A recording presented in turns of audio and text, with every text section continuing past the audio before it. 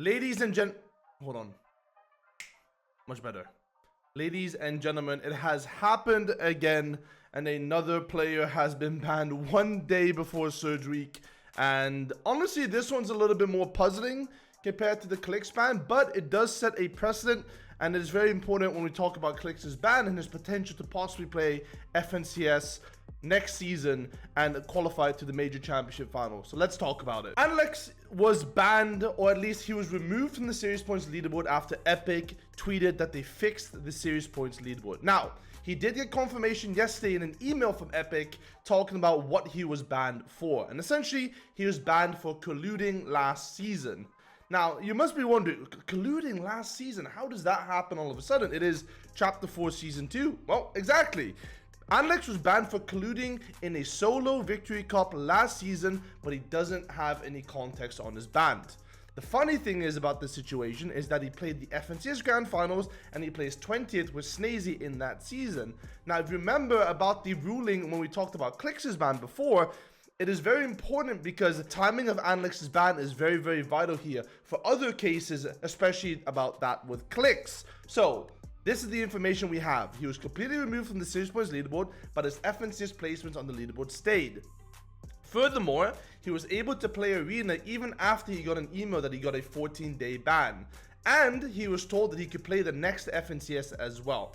So, the timing of Andilex's ban here is very important because if he was banned before FNCS Grand Finals and they forgot to ban him before that FNCS Grand Final last season, well, that sets a precedent that they haven't instilled the 2-season ban of the FNCS. If he was banned after FNCS Grand Finals, because there were some solo victory cups after FNCS Grands last season, well, then that's sort of a weird thing to happen, that he gets banned at the end of this season, right before FNCS Grand Finals, or at least 2 weeks before FNCS Grand Finals, but he was able to play the entire season out for some reason. Now, one of the most important things to look at here and to talk about is the actual rule when it talks about FNCS bans and what that exactly means, because it is very weird that Andilex was specifically told that he can play next season's FNCS. So, this is the rule. Players must be free of or serve fully any suspensions or any other sanctions imposed in connection with the previous violation of any Epic rules. Fine, normal word. Additionally, players who receive a competitive ban of 14 days or longer during the event, and this is important, during the event, will be ineligible to participate further in the event and or participate in the immediate subsequent FNCS season. Now, we don't know what they mean by the event. Now, I'm going to assume that in this situation, obviously because this ruling came from the FNCS major rule set, it talks about this specific event, which is the FNCS. So, he hasn't been banned for this event, aka last season's FNCS Grand Finals, because I'm going to assume that it happened after the FNCS ban last season, and now he can't play the subsequent FNCS season, which is this one, which is why I think Epic is assuming that he can play the season after this. But it doesn't make any sense, because if you think about the precedent here, he hasn't been removed from FNCS Grand Finals last season, I'm assuming yet, or maybe that gets disqualified, and then he loses the money that he got for 20th place, or he needs to be, or he's about to get banned for another season after this because there's some sort of miscommunication. But it's a very weird precedent to set because the wording here doesn't make much sense. If Andilex was meant to be banned last season, why wouldn't he just gotten banned last season? There's a complete and utter disregard of just the way of competition and honestly the basic intuition to see what is wrong about this situation for them, right? So the way that this works, for those of you unaware, and it is completely a guess and it's my take on the situation, is that when Epic Games looks at Surge Week and they took a look at the leaderboards and they take a look at FNCS Grand Finals, they do mandatory account checks. And when they do mandatory account checks, they take a look at the state of that player's account because they want to make sure that they're not cheating, that they're not doing this, not that. And I think this is only for EU and NA because OCE has a bunch of cheaters in it, but that's disregard that. And essentially, when they put out these checks, they check if there's something going on. Now, what's weird about that is we've had many misbans before. I remember a long time ago, No really got banned before FNCS Grand Finals, you know, the season when he landed sweaty, and then he got famously 2,000 V-Bucks for getting banned. But it was a misban because they were checking his account and someone else was meant to be banned in that situation. So it is really weird that if Andilex did collude back in Solo Cash Cup last season, which is 3 to 4 months ago now, that he was banned right now rather than back then. Now, I don't know if he was in the wrong and he was supposed to get banned. That's regardless of the point. We're talking about the situation and how it's being handled, because it's a little bit ridiculous and it makes no sense, and it requires much further communication with from Epic towards the players to prevent this from happening again. There's two ways to look at this for the Click situation alongside Andilex, right? It could either mean that Clicks is completely screwed because Epic is counting it correctly and Andilex was meant to be banned for last FNCS Grands, they forgot to ban him, or he was meant to be banned after, and they're talking about a 1 FNCS ban now. If it's the second one, that's a good thing for Clicks, because that means that essentially he could get unbanned for next season, even though he did get confirmation, and he now has a sort of proof of that happening in the situation. If it's the previous one, then that means that Clicks will be missing next FNCS as well. Either way, though, it's a complete disregard of information from Epic, allowing a player to play an entire season, kill other players, compete, take other people's spots from finals, because Andilex and Andilex did make multiple FNCS finals, which means that one team that was meant to play wasn't able to play, and that can have massive influences on their performance in the FNCS for thousands of dollars and millions going into the major championship finals. And it also ruins Andialex's chances, because he would have never played with Andilex in the first place if he was banned. Obviously, it's a bit of a ridiculous situation that's going on recently, and I do feel like we're going on this downward spiral recently of weird bans and precedents being taken. Like, don't get me wrong, I'm very happy people get banned for things that when they do go wrong, but it seems like when you put a magnifying glass on these pro players, when Epic does their checks, then you'll be able to find anything and anything that player can get banned for. And that sends a worse precedent, because essentially someone could time the report perfectly and say, hey, I have proof of this player playing tokens, I have proof of this guy throwing a water balloon at me in the solo cash cup, etc, etc, and they report it at the perfect time right during Surge Week, and that means that that player gets basically definitely banned, because either that report happened sometime this week, or it's an old report that hasn't been looked at. And both ways is completely stupid, because honestly, if it was an old report, it should have been taken care of years ago. If it was a new report, then we have a precedent that people can collect information on other players, save that for the next time, and then report them when it does benefit them, which is a horrible precedent to take. All I know is this isn't the last time it's probably going to happen, and we need to get it sorted, because it's very ridiculous. Last but not least, I want to talk about the FNCS heats, what are happening tonight in about 3 hours from when I am recording this video. I will be doing a viewing party about it, but let's talk predictions. Now, this is more than likely one of the biggest FNCS Surge weeks we've ever seen. We have a bunch of big players and a bunch of unknown players mixed together. Obviously, the meta has basically attributed to this, and we're going to see a lot of upsets, because some of these teams haven't been playing well, some of these teams haven't been practicing, and there's a distinct lack of draw spots on the map, meaning people are contested. One of the big names obviously are Hen and Paco, who are now going to get contested by Mikey and Lazarek over towards Knotted Nets. Paco and Hen were going to get live coached by Video, or getting coached by Video and Savage, but unfortunately they're going to get contested by Mikey and Lazarek, which, for those of you that don't know, is a team that has beaten Savage and Video multiple times of spawn in their draw spot.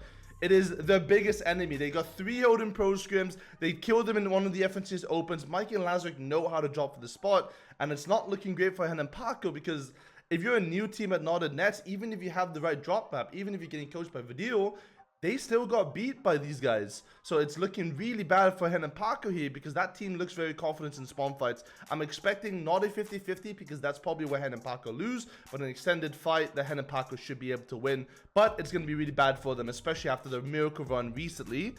Fumakafaki contesting during Raisin, also new draw spot. We had faith in Fumakafaki possibly making through, but it's going to be very tough for them. Flo can comment up against Splash and Zohan's going to be an interesting one, where Splash and Zohan have been beating them multiple times in scrims, but Flo can Clement are the more experienced duo in this situation, and there's a bunch of names that are uncontested. So these are my heats predictions. I'm going to start off with the one that's a little bit obvious. I think Kali and Vico, South Slappy should be guaranteed to make it through. This is a team that just messed up last week of FNCS weeks, and probably should have been in Grands anyways, but just had lack of confidence into it. Uncontested South Slappy.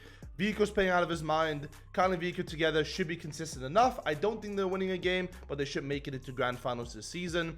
Truckster Duo, another team towards South Bastion. It really depends on how they play, but I have them in my list because they're a team that made finals before and did really well in finals. I believe it was week 1. So if they do keep that up and they just get out of trouble from Walks and Raban and don't fight for the bots, for the mythical pumps, I think they should be making out with decent consistency. Kadu is also a game winner. I've seen him. He won a few games in my solo cup in duos as well. So I definitely have faith in them in that situation. Dabo and Vexy, one of the FNCS Grand Finalists last season. Very surprising team that I believe got top 8 last season in FNCS Grands. So they should have the same form, landing in the same job spot. They don't have the nerves. They're not going to be scared of this Surge Week. They should be good enough to be consistent.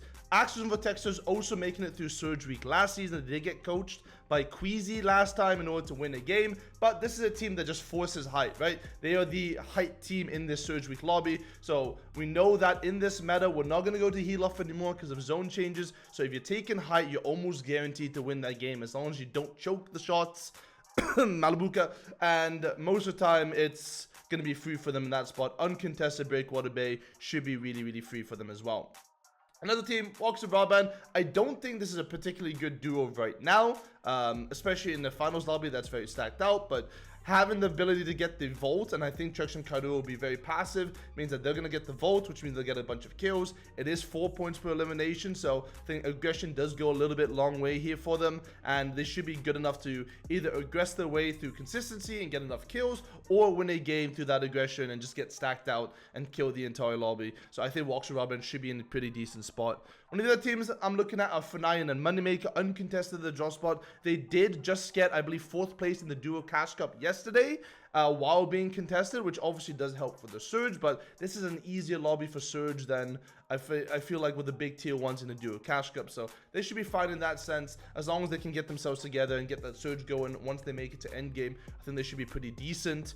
Rovers and Raxi, again, a team that did very well in the Duo Cash Cup yesterday until the last game where they just stopped playing for some reason. I don't know what happened, but they just went AFK and they were eliminated by the Storm. But they did show that they were doing well, and they also got top 10 yesterday, missing a game essentially. So they should be consistent. They're Southside uncontested and should be fine there. Jerky for Doxy, probably one of the better teams in this lobby as well, alongside Kali and Vico. Uncontested right side Mega City. Marco and Older, a bit of an inexperienced team that lands south side Mega. Shouldn't be messing too much with them, trying to get the bots. The north side of Mega City is contested, so Jerky for Doxy should be getting those mythical pumps guaranteed. And they're a team that also honestly should have been in grand finals, but they sort of trolled their way through opens last time and didn't make it through, and essentially through the grand final. So I think that's almost a guarantee. One of the underdog picks I feel like is iDrop and Mappy. They haven't done well. They barely did well in Duo Cash Cup as well. I think they were beaten out by a bunch of, I mean, they're beaten out by BloodX in terms of points, right?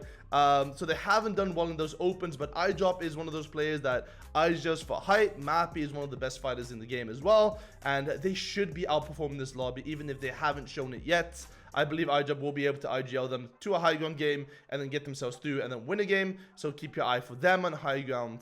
And then the last team that I'm putting up is Crazy and Pacivi. And then this is just because they did do it last season as well. I believe Crazy and Pacivi made it through consistency. And they are an underdog pick, but if they've done it once, I feel like they have the confidence to do it again. And in a lobby like this with a bunch of big players that have no pressure and a bunch of players that are new and inexperienced, I think confidence goes a long way. So I'm putting them as my underdog pick here to make it through. But you can catch all the action tonight on my stream, twitch.tv/CoachBoop, where we'll be watching it, and I'll give you some more in-depth analysis as to why these teams are making it through to the grand finals live very soon.